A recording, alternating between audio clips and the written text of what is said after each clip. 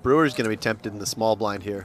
Yeah, as would I. I think playing this as a call makes total sense. I think one of the pitfalls for mixed game players in the big bets is espousing those suited aces. If the hand composition isn't such that you have good coordination and synergy between all 4 cards, just a suited ace alone really doesn't warrant getting yourself out in the Hold on a second, Ali, because we have a bit of an action flop here. This is a big-time action flop. A wrap versus top set. Never mind the gut shot as well for Brewer, who does cover the 10-7. Backdoor clubs for him as well. He slips it over to Hansen, the opener. If Brewer fast plays, we'll have a big pot here. Yeah, but Gus is a sneaky player. Oh, wow. This doesn't shock me. Gus is such a sneaky player that I thought if anyone in the field, he might actually check this back. And now he has the straight, and it may be pretty disguised. Yeah. With the flush draw to boot. You would think a man opening with the opportunity on a relatively dry-looking board to follow through and take it uncontested would bet with a straight draw, open-ender, wrap, something like this. So Brewer, with some understandable degree of comfort, leading into Hansen for this 18,000, and this is really shaping up nicely for Gus, who also has the backdoor diamonds. Brewer's about to face a very uncomfortable decision if he gets pot raised here. Yeah, and I would have certainly bet Hansen's hand at these depths, and I would have also raised the turn. Wow, Gus slow playing again. Doesn't love seeing Nobody that likes to card. see that card. Hansen.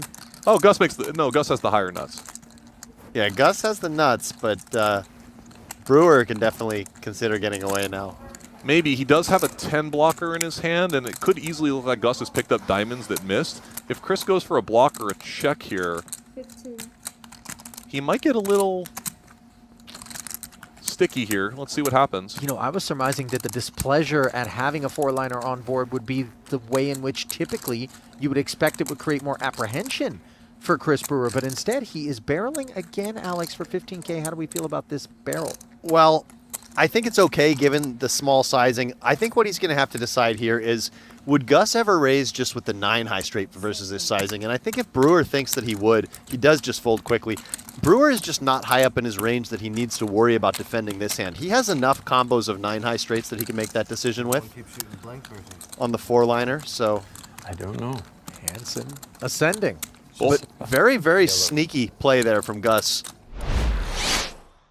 What we're getting at, it is more a strategic kind of shared approach. You know what I mean? Yeah, absolutely. It's more just the idea that, do you really want to play the biggest pot of the day against the most confident player at the table in a similar discipline? Honig here picks up a hand that he's certainly happy to defend with. Relatively shallow stacked. 8-9 suited versus pocket threes, and it's top pair against bottom set, boys. Oh boy, this is going to be tough for Ryan Honig. He's going to lead, and if Chino fast plays, it's just going to be really hard for Ryan to get away from this hand. Well, walk us through the lead. I think he's thinking this is sort of his board, given the middling dynamic of this board texture. Okay. Doesn't want to allow Chino to check back and see a free turn potentially. Chino, of course, happy to flatten, disguise the strength of his hand, but the king belongs more to Reem. This card could let Ryan get away from it here. He does check, 29-5 in the middle. I like Reem's decision just to flat the flop. Given the stack to pot ratio, it's very easy to get the money in across turn and river anyway. Keep Ryan's range wide. You must feel as Ryan Honig here that you're a little bit in no man's land after leading the flop in a bit of a non-standard way. Wow. Agreed, but I think just, far too much hand to fold now. You kind of have no clue what to do on a lot of rivers, Yeah, right? he's just going to face a big decision for his stack here on the river. I wonder if he can just get away here. Feel that he could get away when the spade comes in, but I'm not sure. I mean, there's not that much left in the... I mean, he's only got 30K left in a 55K pot. Yeah, of course, a lot of Reem's natural semi-bluffs did get there on this river, or maybe turn some showdown value if he had something like 5-6. Is Reem actually considering... I think Reem just has to jam this for value, right? I think he's just Hollywooding a little bit here. I think so, too. I suppose Ryan Honig could be thinking that the 9 is a bad card to have in his hand here, as that would block some of the straight draws that he'd be hoping to pick off. Yeah. Chino is definitely the sort of player who can get paid off in these spots, though. He has definitely an image and a reputation for, being a little on the loose aggressive side. So maybe Jack 10, Jack 9, 10-9. These are the sort of bluffs that Honig's hoping to pick off. Maybe some ace highs that floated the flop.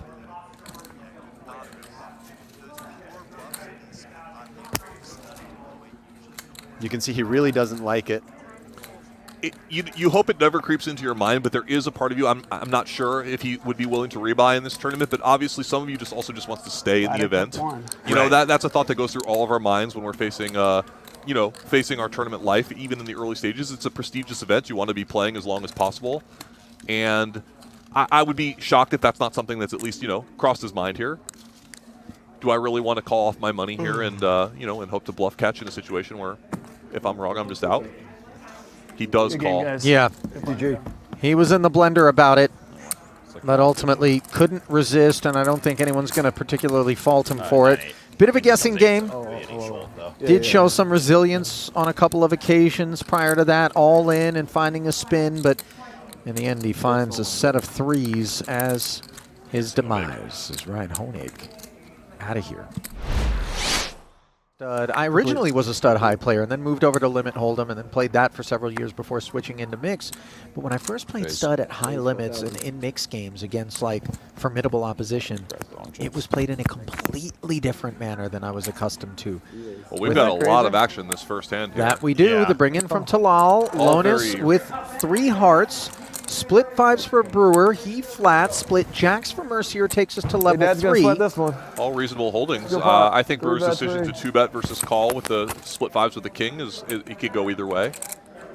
One thing I'll note is that by cold calling 12K more, it's a little more likely Jesse has a hand like this or some type of draw than just split 9s. He might just fold split 9s facing 3-bet from Mercier here. Sorry to cut you off, Alex. I was just going to say I really like Chris Brewer's decision to lead these 5s and kings because he caught a suited king. Yeah. So it does look like his range is going to have a lot of flush draws, which would be strong enough to bet here. No. Go ahead. And in fact, now Jason's kind of pounced on that and decided to try to isolate. And now we've got a big 3-bet pot here on 4th Street. That we do. This one's growing in a hurry. Now the betting lead does change. It's dynamic based on who has the highest board showing, and at present that would be Chris. Taking a moment to evaluate the scene before ultimately checking here. Chris is doing a good job pretending he has a flush draw here. Absolutely. I was just going to say the exact same thing, Alex. I think he was really trying to evaluate would his range want to check here or would it prefer to bet here. Now, is the pot too big for Lonis to step aside despite having nothing more than split 4s with a couple of aces already busy, reducing the likelihood that he's going to make aces up, but only 1 heart occupied? He's a bit ambitious here, isn't he? I think it's a little ambitious because of those 2 dead aces, like you said. Otherwise, it would be kind of important for him to continue. It's and he got trapped for 2 bets here, Chris, as Brewer successfully pulls off the check raise. Mercier, a non-believer? Look how big this pot is, 191K. At this point, it's really difficult for anyone to fold anything. And look at this, Lonis. Wow, and Brewer fills up, by the way. Yeah, so Jesse is actually drawing live to 7s full. The flush would be no good. Mercier continues to fail to improve, and one of those 7s in Jason's hand that Lonis would need. If Lonis makes a flush here on the end, I wonder if he'll lose 1 or 2 bets. If Lonis makes 7s full, he does make the flush, and he blocks the 5, a card that Jesse will be very happy to see in this situation. Oh, this is really poor for Jesse. And he winds up Chris misreading the situation a little bit, actually feeling that his hand is no good. Sorry, there's a lot of action for that situation. Wow, what a big pot. 239,000 here. Yeah, I think Chris missed a raise on the end there. I agree. I just think full houses are pretty unlikely in that spot. Play free online poker at playpokergo.com. Real players, no bots. Ring games, tournaments, non-stop action. Authentic, fun, and always free. To signify anything that we're pleased with. Anything good, yeah. A third 6 on the river, for example, is George. And it's kind of become George as yes, well. They like the J-U-R-J. Phil is a game aficionado. He's the greatest Raz player that's ever existed. If he's not going to sit and play Becker again, tournament, you have limping to the kings here. Does it just change? And again, he may induce Blocker to raise a dominated hand behind him. Where are you? Yeah, where is he? You belong here. You know, I've heard from Join those who have bothered to it's play like, it doesn't- Johannes I online feel this in mix win at will be very less high prestigious stakes, mind you, if I that didn't he beat is a Phil very to win. slippery player, and this is very much in line with some of the experiences that they've had squaring off against him. Let's not overlook the fact that Brian Tate just folded 3 hearts. I was going to comment on that, and one thing he is you missed noticing us, is that Tate. there's a 3 dead, and then this King of Hearts dead in Becker's hand. You always want to be thinking about all the other cards when you're deciding whether to play one of those hands. Usually, though, you would still want to get in there with a 3 flush. Availability is key. So look at the equities here. Becker has managed to get in 2 bets multi-way with 50% equity 3 ways, which is quite a good result. Oh, yeah, Spotted jump low card. Once Oh my more, God. Glaser ensnared. Negreanu looking to get on the flush draw. Can't do it. You guys really did that? Yeah. You Pretty did board development Jungle 5 for first Johannes. Quite content to time? No way. follow through for I the think we 8. could have given him a You're 6. actually already way. hating life here as Glaser Not when you really, got right? Limpery Not raised exactly. and your opponent caught the Queen of Hearts, but It was of super course the pot solid. is so bloated now that I remember you're stuck to the handing Top hand. limit or? And Negreanu's kind of feeling the same with basically picking up a kind of a No. connected card Oh, and a limit. bit of a straight That's draw, so backward funny. straight draw, flush draw kind of So development. you got 5 cards, everybody else just. It's actually Negreanu catching an excellent card. But I'm playing Yeah. super stud 8 But also. now really perhaps is Benny can get away when the 3rd heart appears on Johannes' lost? board. So Becker has a 6 in I the don't hole, track- I which don't will make track him how feel a other people little do bit more it. comfortable that Negreanu doesn't don't have track 3 my 6s ever in this situation. But he has to be worried about a 4 flush, which is going to have a lot of equity here. Right, but he does have kings and a 4 flush really be himself. enjoying themselves. Oh yes, Besides I missed that Jungle, Becker I also assume. has I the 4 don't pay flush. Yeah, he's still doing quite well here. So even if Negreanu Poor has Jungle. 2 pair, he's doing perfectly fine. If Negreanu has a 4 flush, he's ahead. The only thing he's really afraid of Yeah. is a random 6, which doesn't seem likely. Time for Glaser to get out of That was here, kind of fucked staring up. at that But 3rd obviously, heart and the defend open yourself, 6s. or, like, you know, protect And yourself. Negreanu was on the Yeah, jack but high it's like flush kind of draw. fucking He also amateur needs to be mode somewhat game. mindful of whether or not Insanely messed up. Becker It's not like was a in pro here fight, I don't with know. made hearts already. I think In it's which really case, brutal. only the ace of diamonds would put him in front, provided that Becker didn't have an He's ace, king, on. queen, high flush. Really, really rough. Even if good technically streak for maybe Daniel Yeah, here. 6s and realm of something 5s for where it's like Negreanu. allowed He's just, like, actually in front really, of really, Becker. really beyond. So Never Becker's doing going something. anywhere. Becker's doing something He asked very my good opinion here, on which it. is He that he's sent betting me a the thin fall, hand and I on said, 6th honestly, street my with a real plan opinion to is that, only like, bet the river the if he person improves. most at fault here is the So ref. his plan here is that he's only going to bet when he ref really catches it, wasn't and looking. in fact, instead he Started it bricks back up. a very Like, he's like disappointing this and goes result like for this. Becker Well, as he Jungle's started out over with here, such man. a strong Clear holding should here. have been- But I think that this play Of makes a lot of course. sense to charge the flush draws on 6th street I and was then like, maybe take a the free guy showdown. did something technically legal, but like, in my opinion, very scummy. But that's like my opinion. But technically legal. But like, the ref is the one that like wildly screwed you over and caused a real dangerous situation. Wow. This is an interesting bet. This is Is this Yeah, designed He's to turning bluff? his a kings bl- into a well, bluff, it- quite clearly. yeah. It does seem that way. 6s are never going to hero it off, but 6s and 5s are going to scoop. 2 pair. Sixes and 5s. Yeah, a bit of a non-standard bet from Yeah, Johannes that's a Becker, and I surprising one. can't say I like it, especially Yeah. off his stack. And the pot's With a just too flush big for for dessert. Daniel to lay Oh. down 6s and 5s. That's what we- Any that's two what we pair. see. 2 pair. What are you talking about? Oh, Negreanu actually made a flush, Oh, by the he way, did. and just check Shoot. called. So, Bad pie you know, gal hand, though. if he's only Gotta- check calling gotta with a break flush, off. maybe there is a little bit more merit to the idea. Yeah, but I think just check calling a flush is okay against the king, queen, 8 of Yeah, hearts, right? yeah. Ah, Doogie. How will Albert approach this 2-3-8? It's often not the best hand, but it can reduce into the best hand very Yeah, nicely. we don't Puts in $1 million. love drawing It's to an like, 8 oh, wait, Badoogie per oh, se. see We that. certainly like the idea of drawing He 2 puts to in that the hand and getting a appropriate smooth amount. 3 Yeah. card in. Whoa. Well, it But looks like as you he's mentioned, open you with could pick up a 3X. smaller heart, I not make a didn't see. Badoogie, but still end up Benny drawing Glaser. smoother. Benny Yeah, Glaser. Go ahead, Chris. Alex, I was just going to say, this is another spot where he's taking the aggressive route on a close decision that you noted earlier. Yeah, he has the I type have of big hand that number. to me can work as a bluff where you just keep drawing, you draw the whole way, and then you bet the end. Although here he's just made his hand. Yeah. But the idea is that you mimic the value range, right? not like Ace this. deuce 3 would want to bet the end. not like You have a Absolutely. deuce and a 3. Militant. You I just unblock choose it some for hands myself, like like, Benny's that could fold some 7s and some 6 months I 6s. get my blood Yeah, that's a back good to no. be That's like- where you can kind of semi-bluff your way through the hand and then try to represent that you just have that premium 3 card that's comfortable betting. Or Right. got there. I mean, actually. Or I just make an my own, 8. Yeah, that also helps. Tofu sometimes with Satan. Glaser drawn to a 7 here. Benny's going to have, oh boy. 8-7 Now versus 8-6. Trouble on the horizon. I wonder if Benny will play this passively, knowing that he's kind of up against a pretty strong range, right? Yeah. I mean, he faced a 3-bet that drew 1 and then stood pat. This hand seems sort of marginal to check raise for value. I think I agree, Chris, because imagine Daher caught a queen or a king. Those hands might just continue drawing. So the 8-7's not as strong as it might look. And you're out of position where if you get re-raised, you're going to be facing a really nasty decision. Although I think Albert's exact hand probably won't raise again. Agree as well. And Albert will just call this down. But the link he made was blood types in terms of like. Is there a book on that? Yeah, it's called Eat Right for Your Blood Type. Benny feeling a little bit differently about the my blood situation, type maybe is very thinking rare. that Albert's loose aggressive image means that he will also have some weaker starting hands, and this 8-7 is just going for some thin value here. You would, but it's just like. It's really just not hard at all. Flatting. It's just a question of what you want to do, like what you're comfortable with in terms of like what you're eating and stuff. Because you could literally, like these days, you can facsimile everything. I'm not saying it's healthier. You don't need to be too You know, you could, concerned like, that with you any want salami? frequency, Okay, here. you check raise a man who flats Take you, salami, and when you you know. lead here, you get raised. It does happen sometimes from Yeah, a tricky player, but generally, I try to use it's like sort of baked meat accepted for that dishes Daher where shouldn't the have protein too is much like the star of raising the dish. in his So by range here. making like Daher doesn't really Yeah, like I it, think he actually. doesn't like his hand here. But Be in there he's roll. going to Like call ground because he's beef. going to He'll think he have can like occasionally 7-5, beat whatever. value. No big deal. It's You heard Albert say this could be a nit roll. Yeah. It was close. Absolutely, Oh, yeah. why didn't you guys have those hands last hand versus me? Deep, done I in think 10 those minutes. small connected cards are a little bit weak.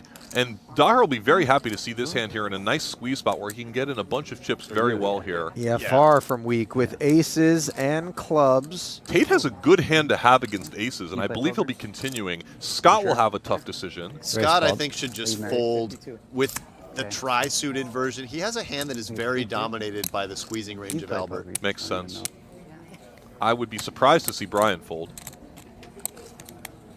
I agree. We have seen some tight folds in PLO. We saw some yesterday, Chris, some tight folds versus 3-bets in particular, but certainly this hand is not supposed to fold. It's also nice that he's in position, so he'll be able to make good decisions on the flop. It will be relatively shallow, but he has a nice hand to play. He's in.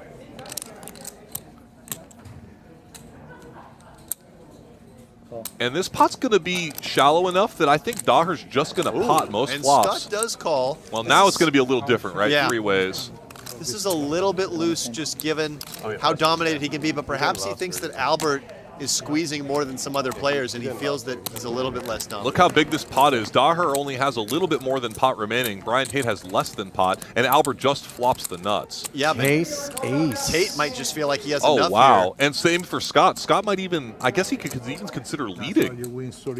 There's not much for merit in leading. I don't think so. Because the thing is, if Scott checks and both players put money in, then Scott has a pretty easy fold. It's Let's really see. only an annoying decision if one player puts money Scott in. has not checked yet. Oh, maybe he did. Maybe he immediately checked. Now, Tate has kind of an awkward spot. I think he just has to get this in because Yeah, he has the gutter and the flush draw. draw. But of course, some of the time his flush draw will be dominated, in which case he's going to have very weak equity. Absolutely. He's not closing the action, but the stack to pot ratio only being 1 for him is probably just too much hand to get away from here. Yeah, he has a little bit of additional backdoor straight. Oh, he does just fold. Wow. And now that makes it a little bit more interesting for Seaver. Now, obviously, if that ace of hearts were an ace of diamonds and the heart were the 5 or the 7, Yes. it would be a bit of a different proposition. But in these 3-bet pods, you tend to expect that a suited ace lurks. Correct, Ali. It's a big distinction. Now there's 34. 2 flush draws that could beat him, the king and the ace high. 35. So I think Scott would fold this hand relatively easily against many players, but he understands that Albert will be squeezing out of the big blind with more than just aces. Many players are playing carefully in the PLO round, and their 3-betting range is almost exclusively aces. Albert is not that guy. Yeah, I think Scott's hand here is just still a little bit weak. Like, let's say he had backdoor hearts, that could be the tiebreaker, something like that. So you have like 190 total, right? Basically. Like about. I'm just making sure I'm not missing Plus like a big shots. 200. He is thinking, Okay, you know, of course he blocks it, but he could see some ace, king, king that he's actually in pretty good shape against. Yeah, good point. If he didn't have that 3, if he had like another overcard, he's going to go for it. Well, he does just put it in, and he's going to be 97%, Albert is here, to double up. You know, it's a little bit brutal, too, because when you have an ace and there's an ace on board, you tend to kind of remove the likelihood that aces lurk, even though the play certainly suggests that that's possible. And once you do that, you can find yourself in the situation thinking, might Albert just be forcing the issue? Right, less especially than after losing that rolled up hand. Yes. You know, he might be a little bit frustrated. By the way, if Brian Tate could have seen these 2 hands, he would have beat them into the pot. Of course. Gutter and queen high diamonds that are live. And I do think this is an example of You got the Jack 10. where Seaver could have maybe got away from this one pre-flop, Yeah. and then Four ends up deuce? compounding that by getting it in on the flop. 4 deuce and Jack 10. Just tell me how she has. So I can pay it to you. Scott's trying to prepay here, despite having 3% equity to make Broadway. Well, how'd the hang go? He picks You up want insurance? the gutter. Albert shoots him a look. You're fine. He was going to pick up a gutter on a lot of turns, but Yeah. not that many. Only a couple of hooks 10 or jack. This would actually be a available. bad beat. But instead, it's the 8. Brian Tate would have made the nuts. Want free online poker? PlayPokerGo.com has free rolls running every hour. Real games, real players, always free at PlayPokerGo.com.